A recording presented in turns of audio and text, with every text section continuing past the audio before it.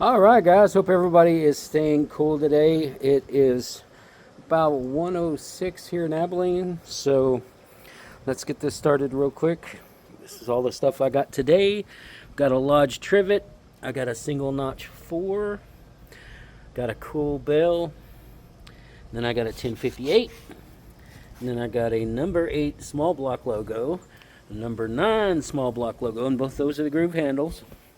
I got the Finex Dutch oven.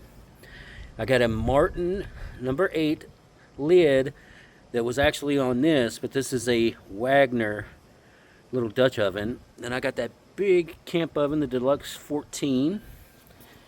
And I got in this hibachi that I get to put together and see how it turns out. So that's it, guys. Had a pretty good day. So hope everybody stays cool and has a great one. We'll see you next time. All right, guys, one little addition. I forgot about this Martin number 12. This little fella will get restored. Looks like it's in really great shape. Just needs to be cleaned up good, and it'll be back to use. I had to get a 12 because, you know, I have the 14 and the 16 now. So eventually I'll get all of them. Y'all have a great one.